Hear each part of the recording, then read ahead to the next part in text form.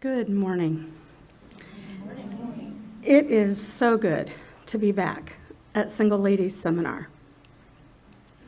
I have already seen a lot of familiar faces. I little dreamed when I was here 5 years ago, in August of 2019, how much my life was going to change within the next 8 to 9 months. When I was here the last time, I was actually behind a similar podium in a similar position here, speaking about being commissioned.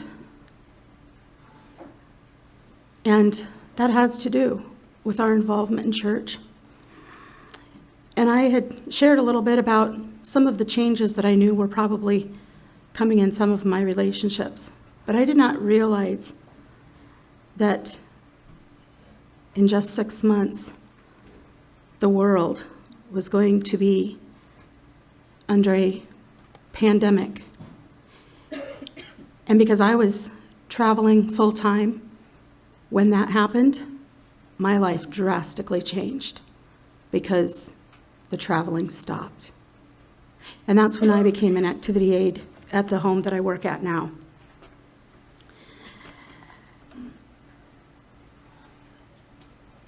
I find this topic to be exciting, but I know that it is not that way for near all of you here. I'm going to start with a question this morning. If you had to rate your feelings about your church on a scale of 1 to 5, with 1 being, it's miserable, I don't talk about it unless I have to, and 5 being, I have it so good, I don't think there's many people that have it better than I do. How would you rate your church? I'm not going to ask for a raise of hands. In fact, with this next question, I'm going to suggest that you keep your hands in your lap. How many of you could honestly raise your hand because you are my 4-star and 5-star people?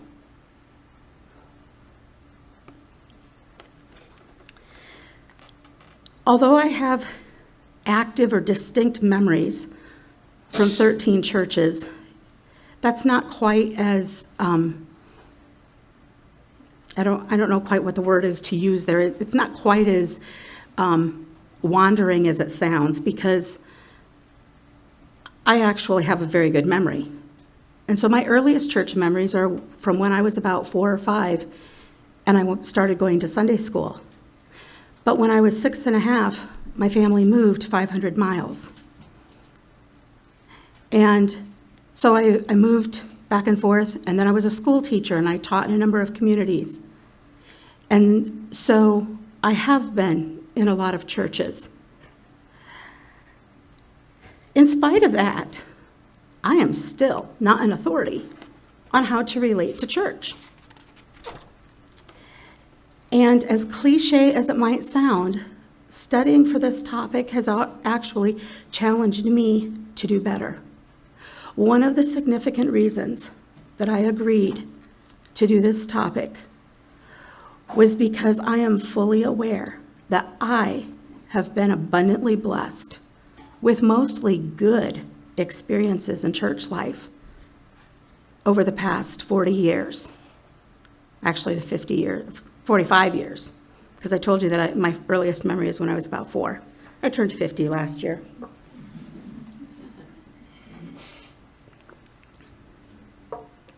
Today I want to share with you out of that abundance. As a single woman, I have endeavored to live out 1 Corinthians 7, verses 17 and 34. And I'm going to read those to you from the Amplified Translation for some added meaning. And in verse 17, I took the liberty to substitute some feminine pronouns in there. Only let each person live the life that the Lord has assigned to her and to which God has called her. For each person is unique and is accountable for her choices and conduct. Let her walk in this way. Verse 34 says, the unmarried woman or virgin is concerned about the matters of the Lord, how to be holy and set apart, both in body and in spirit. But a married woman is concerned about worldly things, how she may please her husband. I appreciate something that Sharon Yoder has to say about this in her book, To Have and to Hold. I quote, "We are Christ's helpmeet, not because he is lacking or incapable of accomplishing the work of the church without us, but because he has called us to be privileged handmaidens for a larger purpose. He asks us to willingly offer our gifts and abilities so that his kingdom will be enlarged." End quote. So, helpmeets, let's look at investing.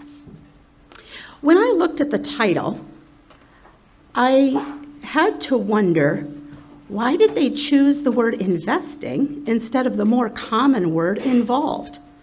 Wouldn't involved in church sound just as good? Oxford Languages Dictionary says that investing is to devote one's time, effort, or energy to a particular undertaking with the expectation of a worthwhile result. That same dictionary says involved is to cause a person to experience or participate in an activity or situation, and I added or organization. Since I was using my electronic dictionary that day, I actually Googled what is the difference between investing and involved.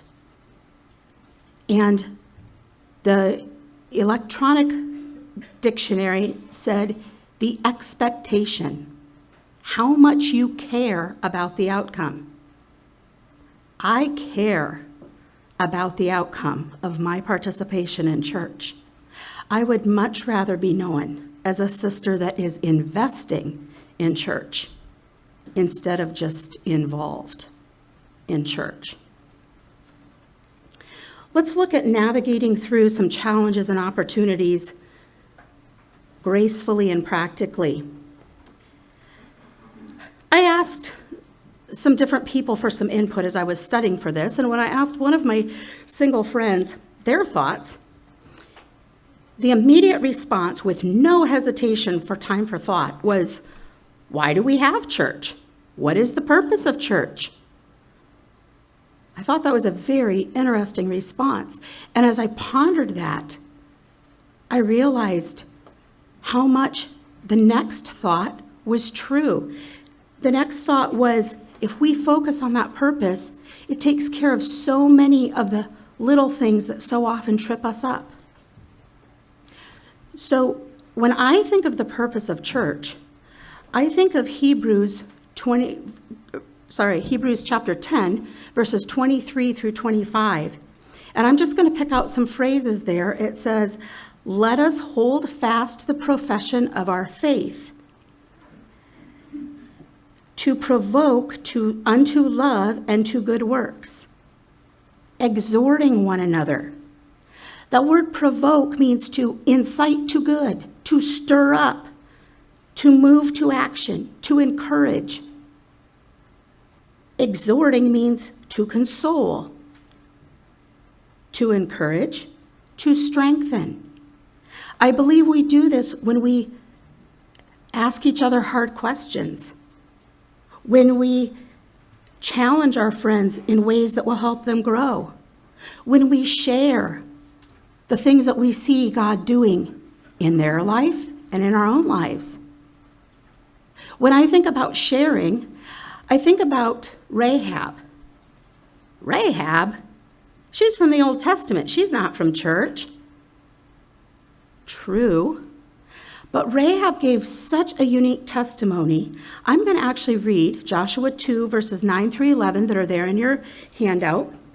"And she said unto the men, I know that the Lord hath given you the land. This is a pagan foreign woman saying this. I know that the Lord hath given you the land, and that your terror is fallen upon us, that all the inhabitants of the land faint because of you. For we have heard how the Lord dried up the water of the Red Sea. In other words, we have heard what God has been doing for your people. Then I'm going to skip down to the last two lines.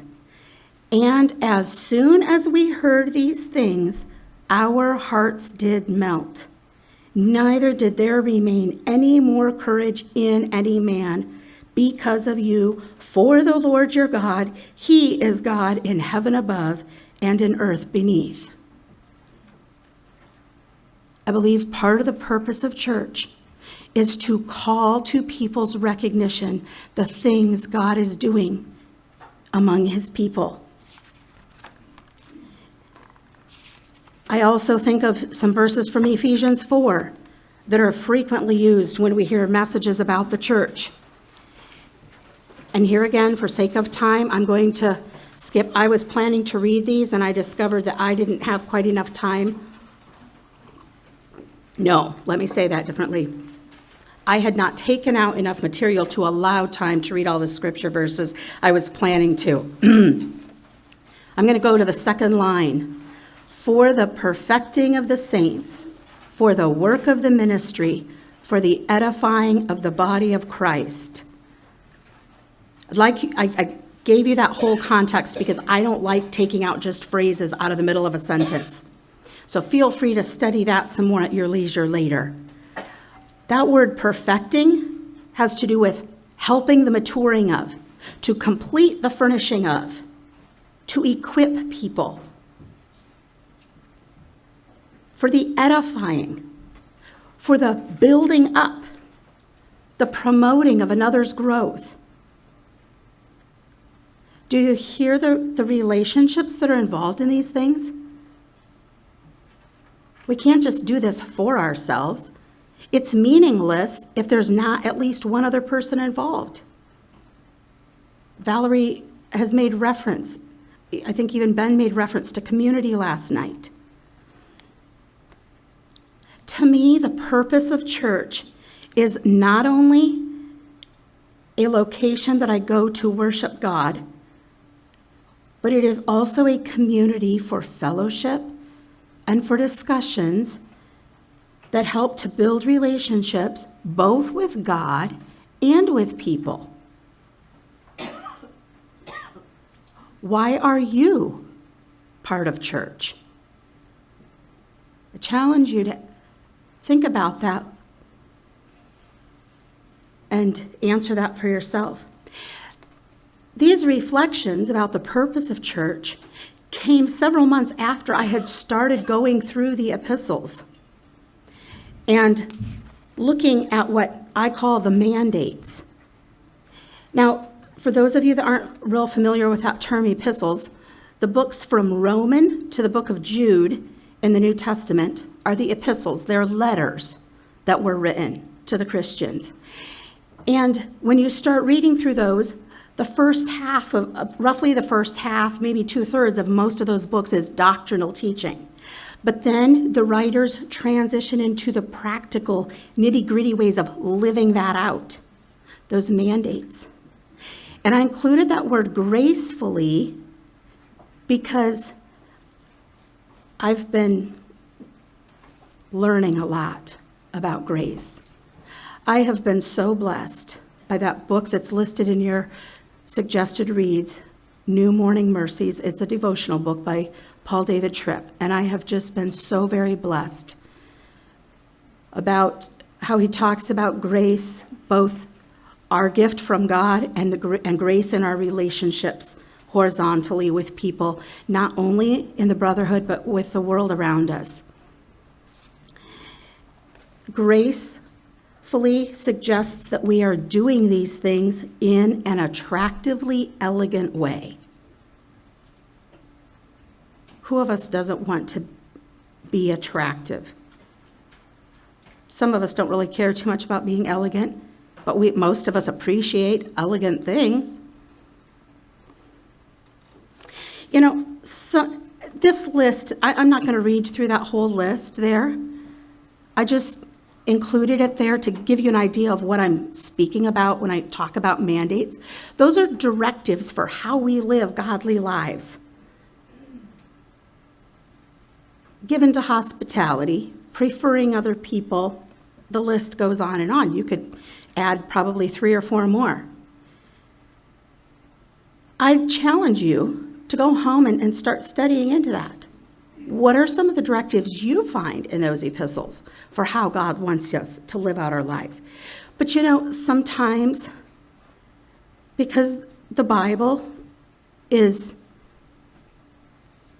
we use the Bible that's not necessarily in our everyday language. We use King James Version, which is Old English, or we use a German Bible, which, although you may talk Pennsylvania Dutch, probably you don't talk the same form of German that the Bible is written in. And so sometimes we just want to hear it in the practical words. And that's why in your outline I have these 4, what I called the practically speaking ways of looking at it. This first one came from several different friends that I asked for some input. Ask God to fill the voids you have. If you are one of the people that is not a 4-star or 5-star church person, ask God to show you what you can do. One of the ladies related that there was a point in which she was feeling lonely and she was feeling like she needed a friend, and she started asking God about that. And soon thereafter, God led her to meet a new person, and they became good friends. And soon after they became friends, this new friend told the first lady, I was so lonely. I was praying and asking God for a friend, and then I met you. Doesn't it just give you the shivers? 2 people, both praying the same prayer. God filled the voids. Don't be a victim. Don't be a victim of, I'm single because of bad circumstances, or whatever other answer you want to fill in the line there. All of us have suffered pain. Let's not wear our feelings on our sleeves. Let's not be easily offended. All of us have suffered pain. Some of us here this weekend have suffered despicable abuse. I am not trying to minimize the pain or scars of abuse when I say don't be a victim. But Jesus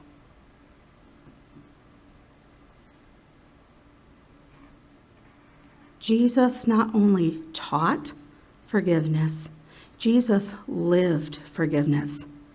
Jesus also suffered despicable abuse. And Jesus gives us grace to forgive. I challenge you, if you are struggling with feeling like a victim, I would challenge you to memorize 1 Peter 2:21 through 24. 1 Peter 2:21 through 24. That talks about Christ's example of forgiveness. I would also encourage you to study and possibly memorize Romans chapter 8, verses 31 through 39. Romans 8, 31 through 39. These verses teach us that we are more than conquerors. Christ calls us to be more than victims. We are more than conquerors. Pray, the third one there is pray for opportunities. And I put on my notes here, and then go look for those opportunities. Look, what ways can I invest in my brotherhood? I have quite a list of practical ways here coming up in a little bit. And fourth, be a prayer warrior. Too often, it's easy for me to forget the bond that comes as we pray for other people. I had to think of a number of years ago, I was feeling really challenged, and I somewhere came across the idea of starting a prayer calendar and putting one family from church on each day of the calendar. And so I did that. I actually expanded it a bit because we had some young people that were really struggling in our congregation at the time. And so I just took all of the members of the youth group. And so one day I would pray for a family, and the next day I would pray for someone from the youth group. And, depending how the numbers play out with you in your congregation, you may have, 2 days in a row, you may pray for a young person, and then however you want to do it. And then the next month, I wouldn't necessarily pray for those people in that order, whenever I went through the whole list, our congregation was large enough that I think it was more like 40 days till I had prayed for all of those groups, and then I would just go and do it again. And I was amazed at the little ways that I saw my interactions with people start to change. And there were a few times I had opportunity to ask some of them how I could pray for them specifically. But you don't have to have a specific way. You can still pray for them and ask God, to just give them what they need.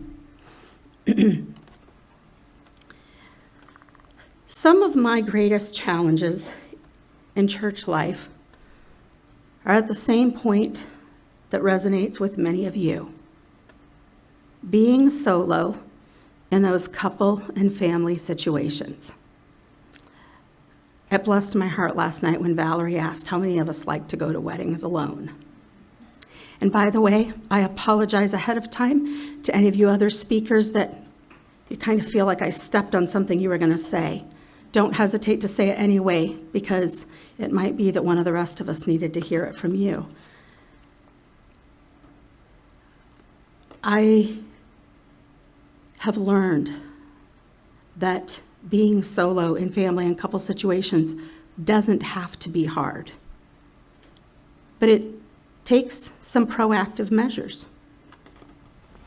Whether or not there are other singles in your community, there are probably far more married couple and or family households within your congregation than there are singles and widows.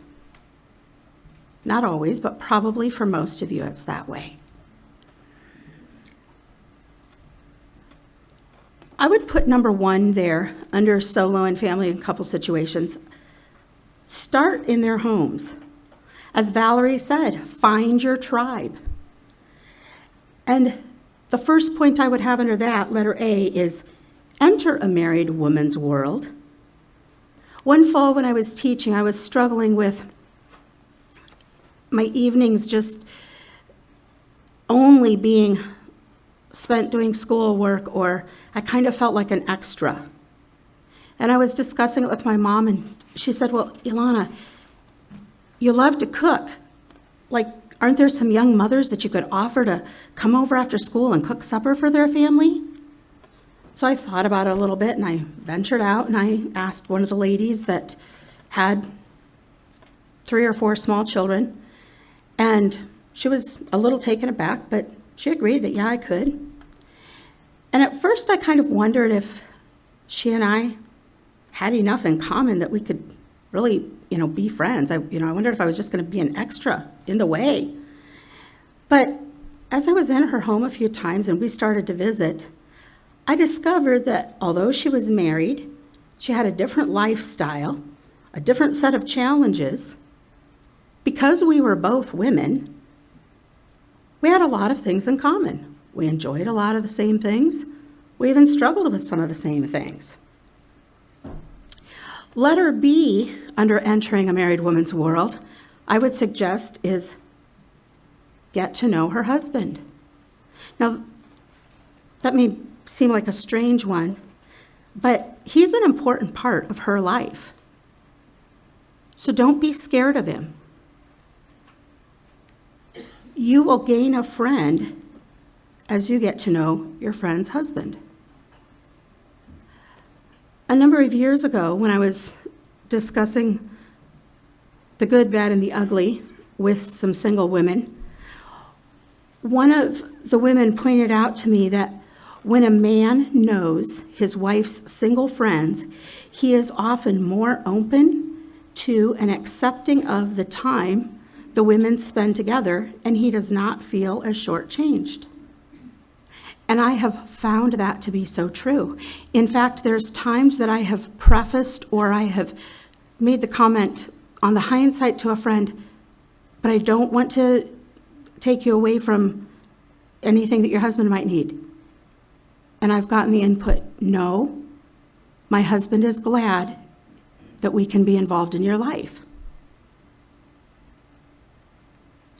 Sometimes I think that we don't realize how much the married people would like to be part of our lives.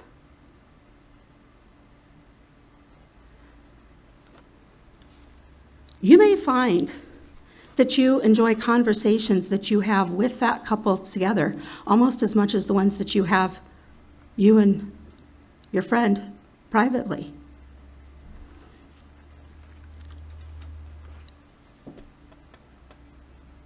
Letter C, draw her into your world.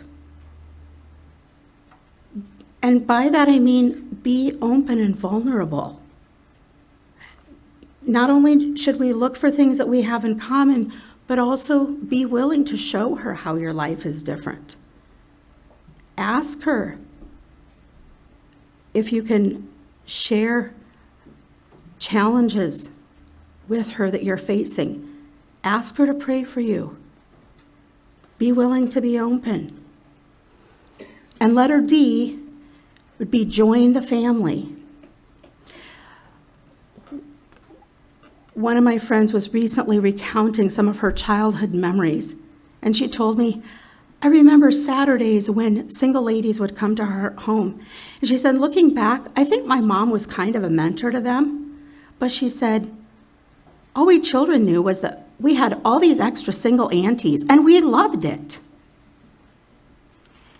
And she lives in a fairly small community now, and she said, it bothers me when I hear single people say, oh, but I don't want to infringe on their family time.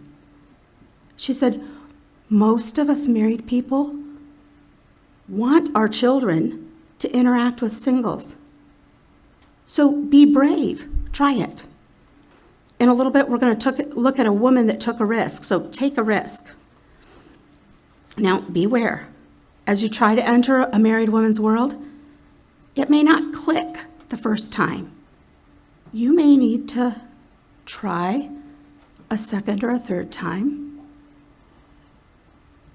Not all personalities or whatever, are soulmates or whatever you want to say, but be willing to make the effort, to invest, to devote your time and energy. Number 2, under solo and couple and family situations, then come to church. Now, that may seem a little bit unique, but for some of us here, this is potentially an issue every time we enter those church doors. Where do we sit? Now, some of you are saying, what do you mean, where do you sit? Because you come from long-standing traditions that dictate exactly where you sit. Your congregation has certain places where each group of people sit. But for others of us, we kind of fit into the empty places or don't. Do we sit with our age? Sometimes, especially at certain points of life, that can feel awkward. Do we forever have to sit up with the youth girls? You know, once we get to be 35 and 40, some of us don't have quite as much in common with the 15 and 16-year-olds as we do with the other 35 and 40-year-olds, even if they're married.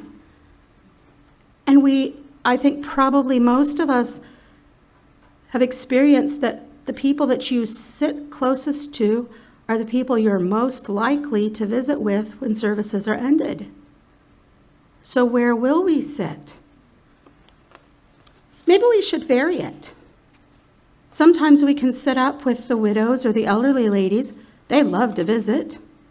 Maybe we should go sit beside that new bride that recently relocated into our community. Maybe she needs a friend. And you know, when there's a new widow in your congregation, make yourself available, because she's trying to learn, or she is learning, what it's like to be alone. And maybe she just needs you to be able to listen. Maybe you can help a young mother that has 2 or 3 youngsters with her. Letter B, under number 2, I would suggest is attend other functions, like those weddings and funerals and church socials. And like Valerie said, put on your thinking cap ahead of time. Feel free to call somebody. Hey, can I plan to sit with you at the wedding on Saturday? Or, if that just feels too awkward, look around. When you get there, look around for somebody that parks close to you or that's walking in the same time as you are.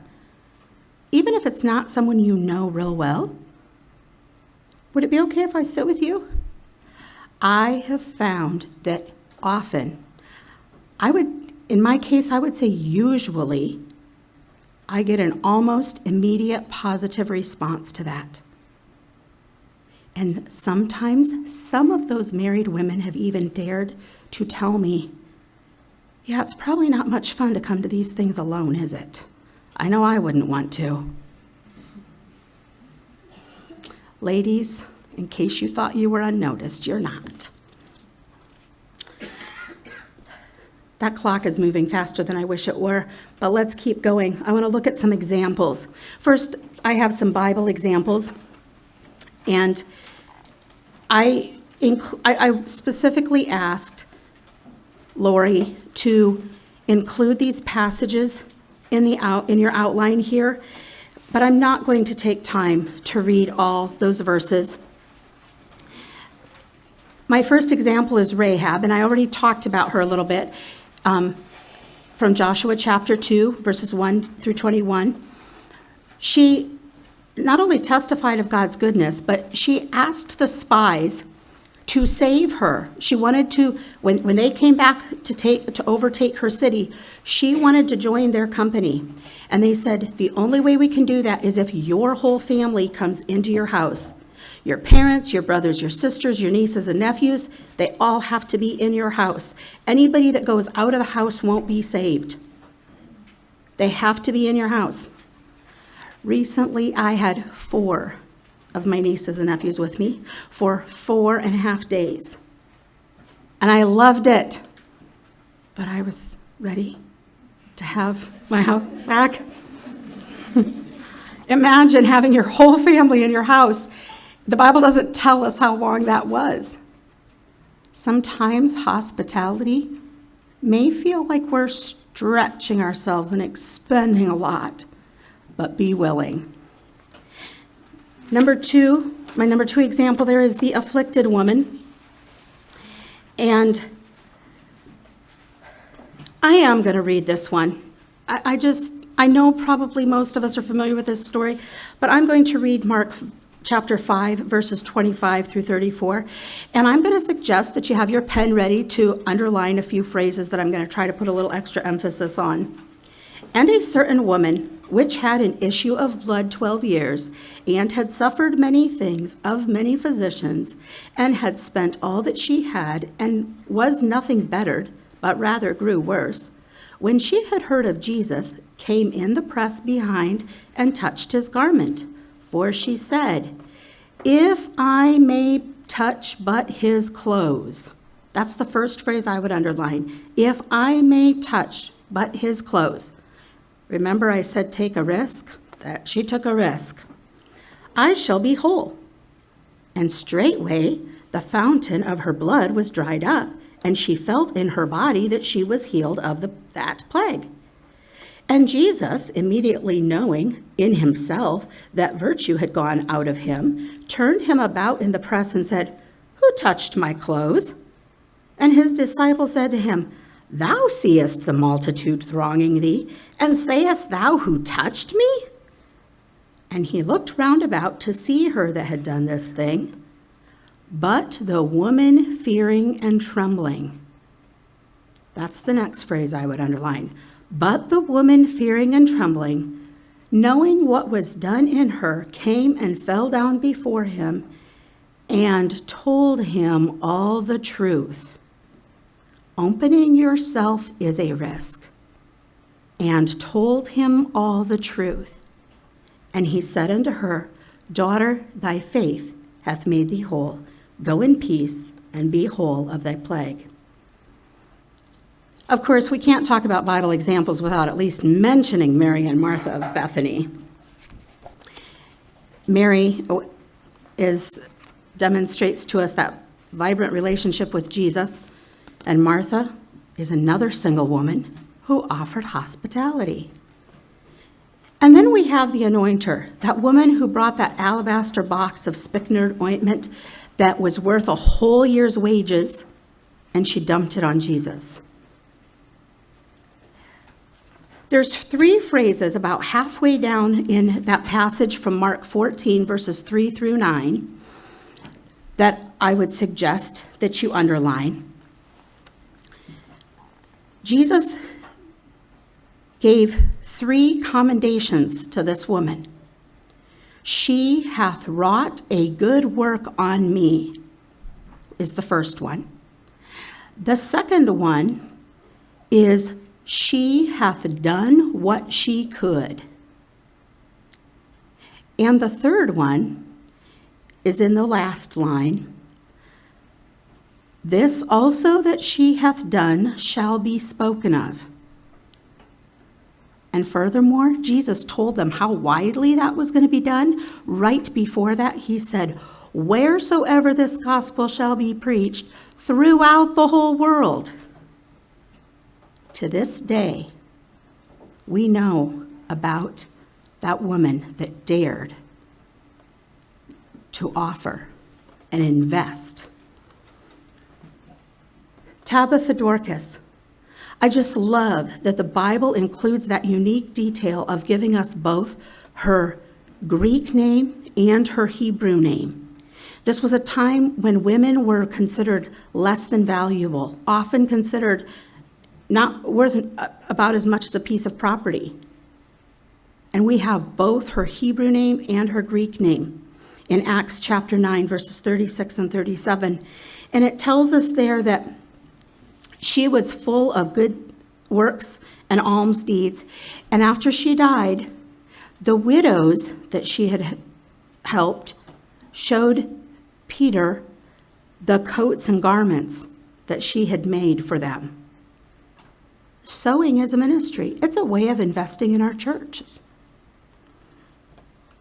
And then we have Lydia. Acts chapter 16, verses 14 through 15.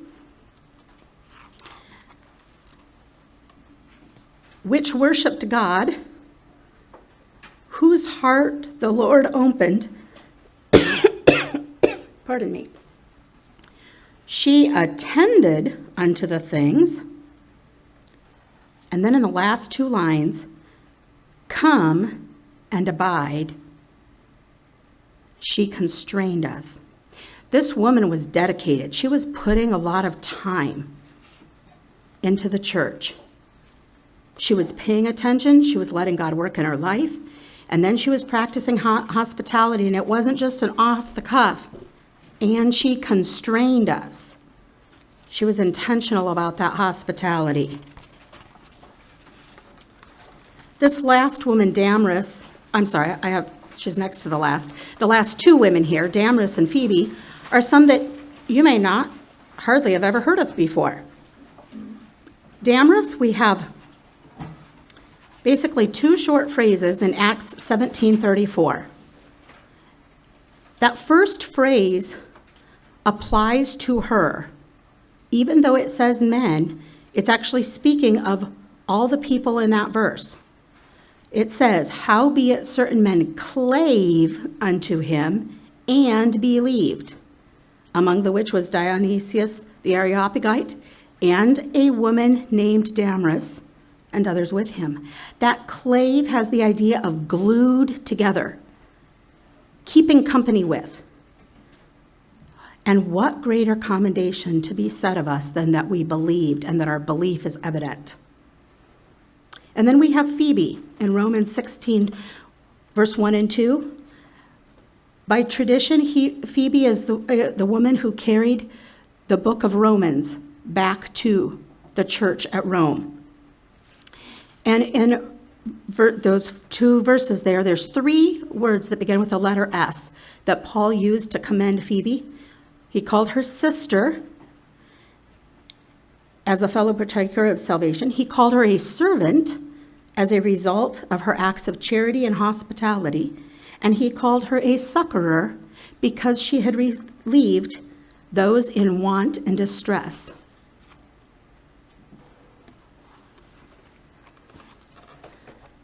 Sister, servant, and succorer.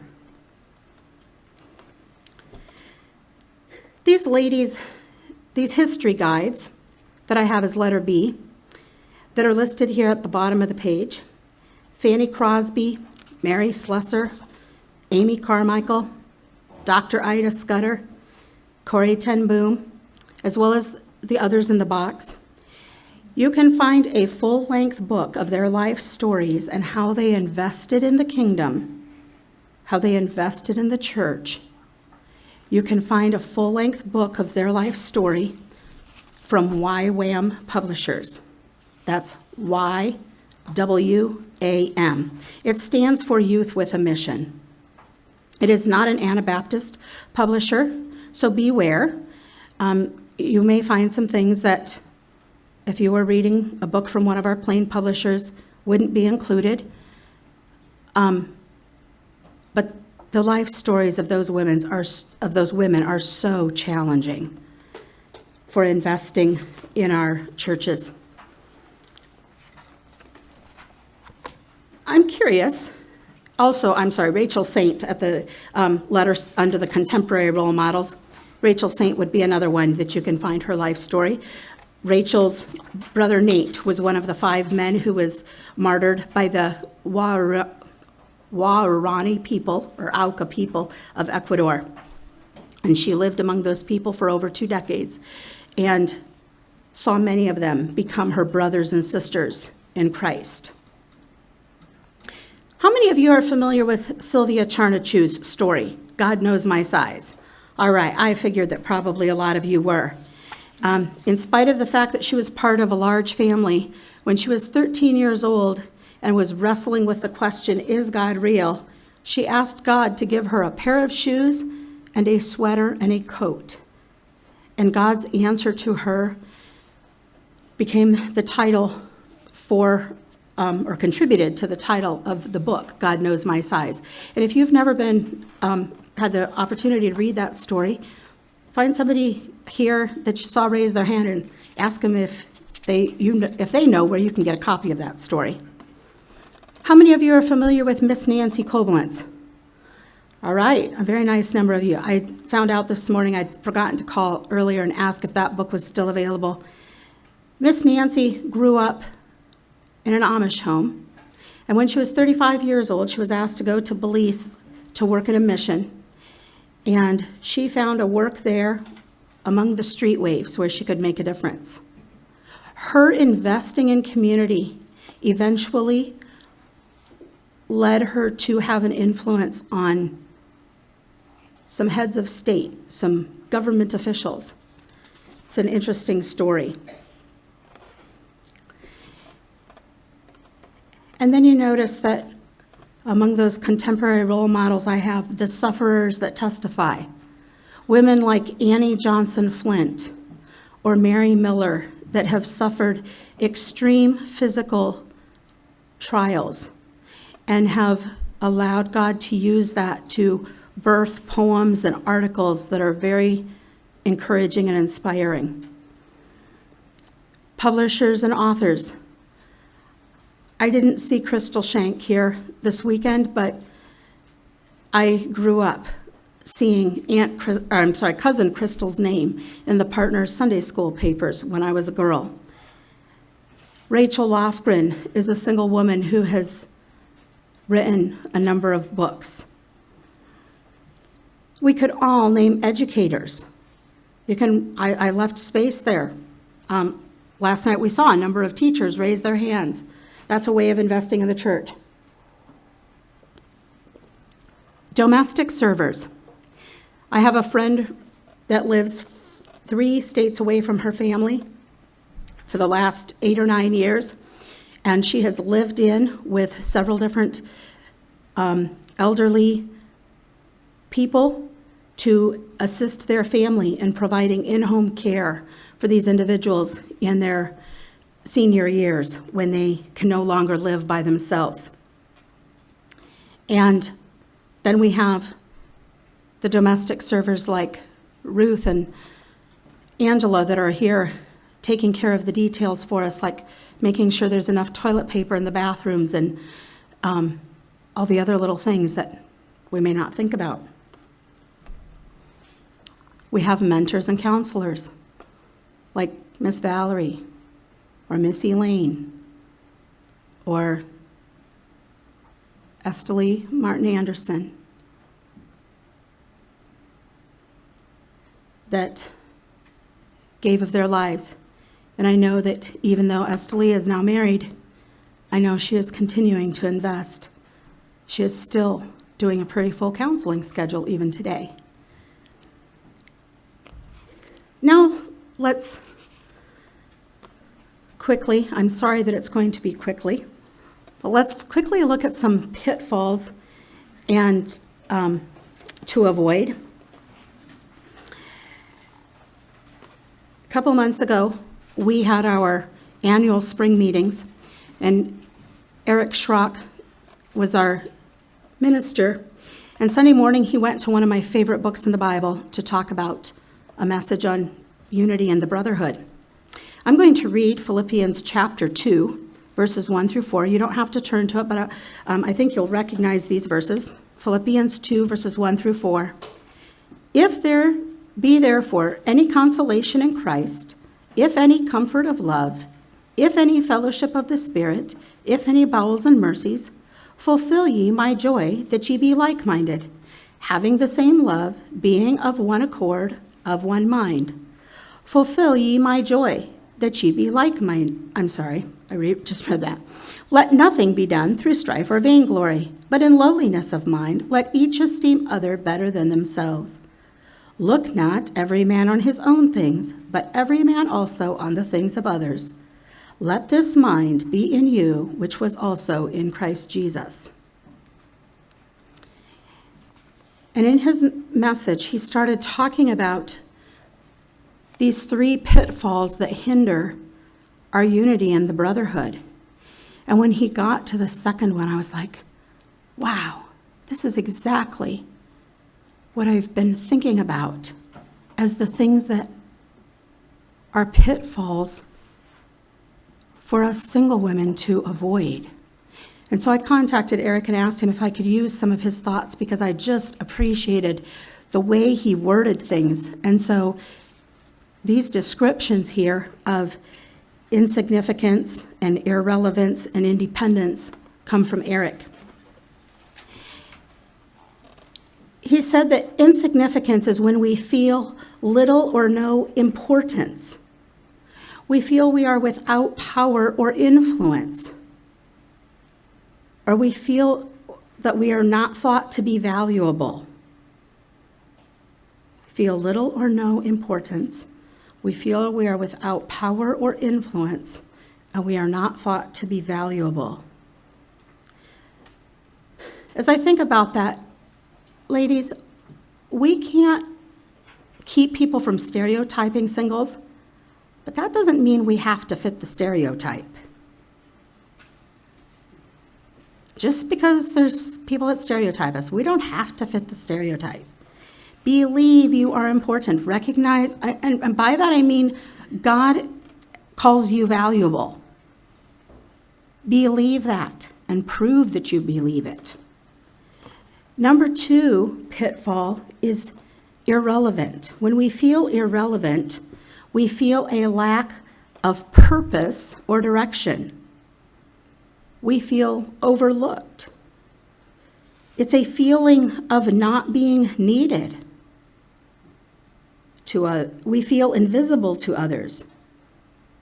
We feel as though no one cares about what you or I have to say or think. Have you ever caught yourself or heard someone say, I have nothing to give? Or in this day and age, I have no energy left to give anymore. That's a feeling of being irrelevant. I would like to suggest to you that if we have not, and this is not on your outline, if we have not accepted the calling of singleness, we are much more apt to struggle with that poor me syndrome.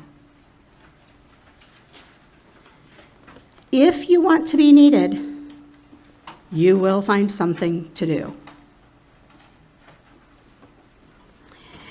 And the third pitfall that I have here is independent. When we are independent, we feel free from outside control. Or we may feel we're not connected with another. We are not depending on anybody else. I don't need them. I can do it myself. And often that actually culminates in my preferences superseding the church. What I believe the Bible is saying is more important than what other people are telling me. That is not true. I believe independence is the plague of the church of the 21st century. Over and over in the New Testament, we read about a body. We are supposed to be dependent on each other.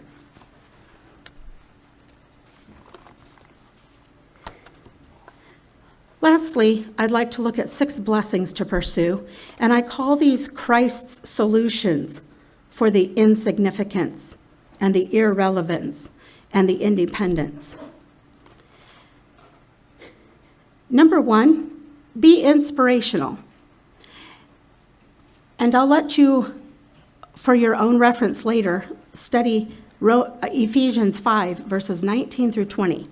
Ephesians 5, 19 and 20, to find how you can be inspirational. When you are inspirational, we are motivating, we are encouraging, we make people feel happier, or we make people feel more capable, more like they can accomplish their goals. We dedicate our life to the cause or the church for the betterment of that cause or the church. You know, like when you teach school, or when you help with CAM relief work, or CASP, or another mission, or you help with church publishing, or when you write those notes of encouragement to people. That's something that I really need to work on. We can be interesting. Now that one's a little bit interesting.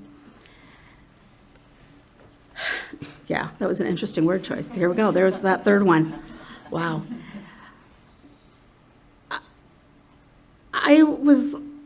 I kind of looked hard for that one because I was looking for things that we can do as we are in Christ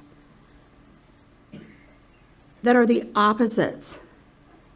And the opposite of being without influence, the opposite of not being valuable, is to be needed.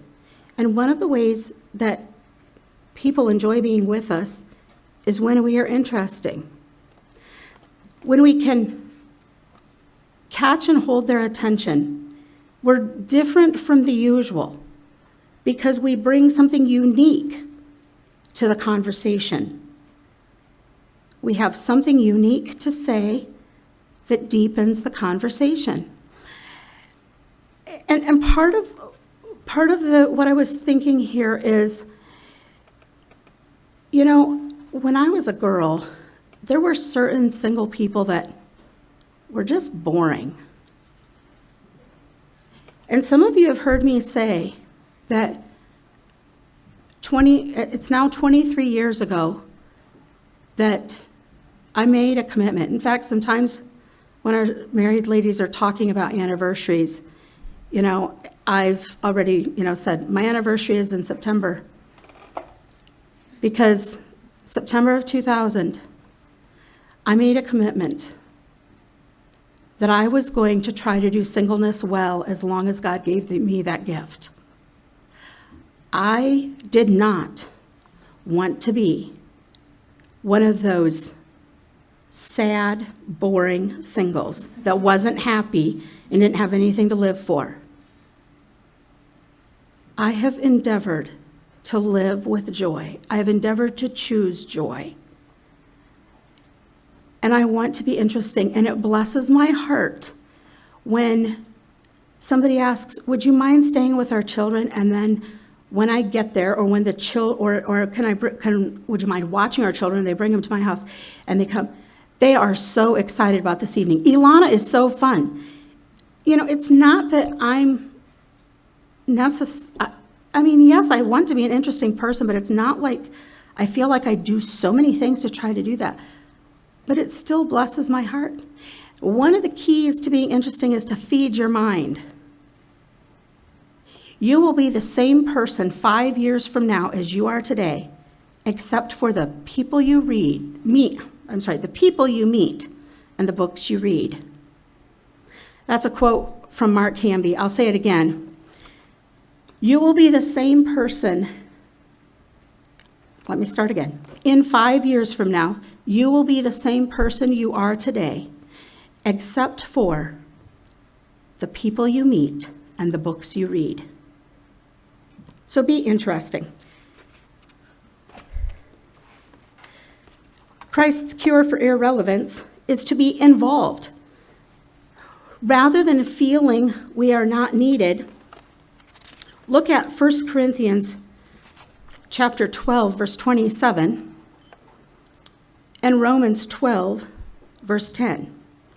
That was 1 Corinthians chapter 12, verse 27, and Romans chapter 12, verse 10.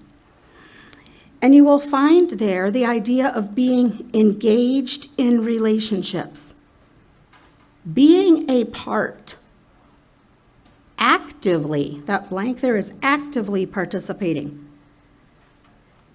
contributing what one personally thinks or has experienced. If you're going to be involved, be willing to be a Sunday school teacher. Be willing to be on the sewing committee or the food committee. Plan a day off of work. Use one of your personal holidays or try to make arrangements with your boss to plan to take a day off from work when you know that the church ladies are going on an outing or they're having a work bee, or every other month try to schedule a day off on sewing day. Invest, devote time, make effort. Or maybe that's just not possible. So you decide to adopt a lawn or adopt a flower bed of a widow or one of the elderly people in your community.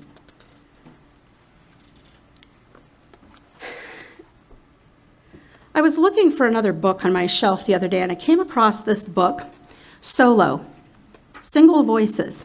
It's compiled by Shirley Brubaker. I didn't ask if Deeper Life has it because it was just a last-minute thing, but I picked up the book, and one of the first things that I opened the book to, because I'd actually forgotten I had the book on my shelf, and I read it quite a long time ago. I'm not even sure if I read the whole thing because, like I said, it's a compilation.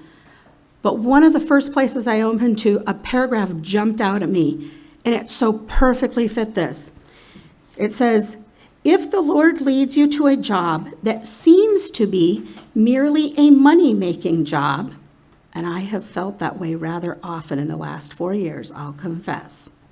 If the Lord leads you to a job that seems to be merely a money-making job, be that cheerful cleaning lady. Be that clerk who speaks a word for the Lord. Be that secretary who is always reliable and so very accommodating when she answers the phone. Or be that market vendor who leaves a consistent testimony. End quote. How practical is that? And then inclusive. When we feel the opposite to feeling as though no one cares what we say or think, is to include others. In 1 Thessalonians 5:14, we have the words, comfort the feeble-minded, support the weak, be patient toward all men. That's pretty inclusive. Various identities are and feel valued, welcomed, respected, and included. Varying identities are and feel. They are heard. They fully belong. They can be authentic. They can contribute to the collective group. They can have a voice. Handicapped, seniors, widows. Send cards and letters to unnoticed people. I am going to kind of rush through these practical lists here at the end because I actually have a paper that I'm going to ask Lori to print out afterward. And so don't feel like you have to keep up with writing all those. I'm going to try to make an additional handout available for you at the end with that list on for being inclusive. And you'll notice there's 3 distinct groups on that page that went with the inclusive and the interdependent and the invested. Christ's cure for independence is to be interdependent. Rather than not depending on another, we are dependent on each other. Both are working to be present and to meet each other's physical and emotional needs in appropriate and meaningful ways. There are appropriate ways and there are inappropriate ways, I realize. So it's the appropriate ways. It's contributing. We're being interdependent. Listen with your heart. Even if it's not a topic you particularly care about, invest. Listen with your heart. Listen between the lines. Hear what they didn't actually say with their words. Be a mentor. You can look at Titus chapter 2, verses 3 through 5 to more about, and I suspect we might hear a little bit more about that this weekend. And the second cure for independence is to be invested. We've kind of come full circle here. Rather than not being connected, be invested. Care about someone, want another to succeed, care about the outcome, be vulnerable. Provide support and consolation. Be willing to step into challenges. care about someone, be vulnerable, provide support, and step into challenges. The art of being there. Be it church and school cleaning.